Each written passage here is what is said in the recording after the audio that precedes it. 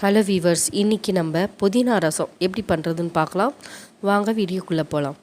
ஒரு மிக்ஸி ஜாரில் அரைக்கட்டு புதினா ஆட் பண்ணிக்க, நல்லா வாஷ் பண்ணிட்டு ஆட் பண்ணிக்கோங்க. இதை தண்ணி விடாமல் இந்த மாதிரி மைய அரைச்சி எடுத்துக்கோங்க.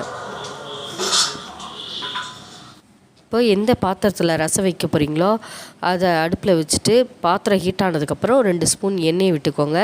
எண்ணெய் நல்லா காஞ்சதுக்கப்புறம் 1.5 ஸ்பூன் கடுகு ஆட் பண்ணிக்கலாம். கடுகு நல்லா பொரிஞ்சு வரட்டும். இப்போ நல்லா கடுகு பொரிஞ்சதுக்கப்புறம் 3 தக்காளியை பொடியாக நெருக்கி வச்சு இதை கூட ஆட் பண்ணிக்கிறேன். இப்போ நல்லா தக்காளியை ஒரு 5 நிமிஷம் நல்லா வதக்கி விட்டுக்கோங்க.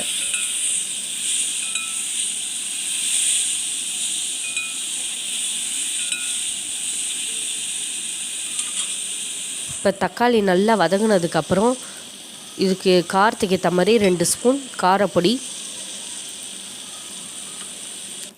2 ஸ்பூன் தனியாத்தூள் ஆட் பண்ணிட்டு இந்த பச்சை வாடை காரப்பொடி போகிற அளவுக்கு நல்லா வதக்கி எடுத்துக்கோங்க.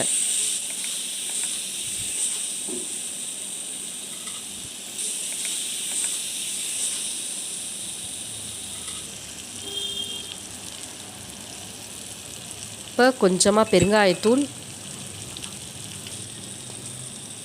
போட்டு, நான் ஏற்கனவே புளி சின்ன லெமன் சைஸ் புளியை ஊற வச்சுருக்கேன், அதை நல்லா கரைச்சி விட்டுக்கோங்க. கொஞ்சமாக விட்டதுக்கப்புறம் லைட்டாக கலந்துட்டு மிச்சம் இருக்கிற புளியை நல்லா வடிகட்டி விட்டுக்கோங்க. நான் கொஞ்சம் கொஞ்சமாக ஆட் பண்ணுறேன், நீங்கள் தனியாக ஃபுல்லாக கரைச்சி வச்சுட்டு கூட ஆட் பண்ணலாம்.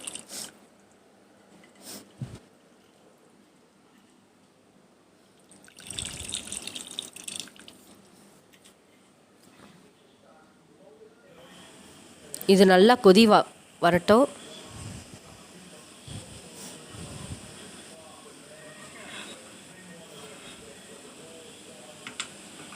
இப்போ கொதிச்சு ஒரு 2-3 கொதியிலேயே இப்போ அரைச்சி வச்சுருந்த புதினாவை இது கூட சேர்த்துக்கலாம்.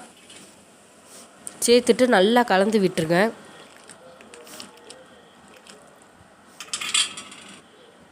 ரொம்ப கசக்குமான்னு பார்த்தீங்கன்னா கசக்கவே கசிக்காது. புதினா சேர்த்தா கசக்குங்கிற அந்த டேஸ்ட்டே இதில் வராது. ரசத்தில் நல்லாயிருக்கும்.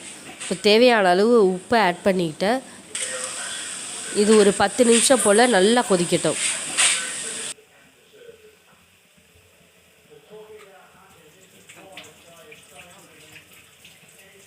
புதினா ரசம் ரெடி.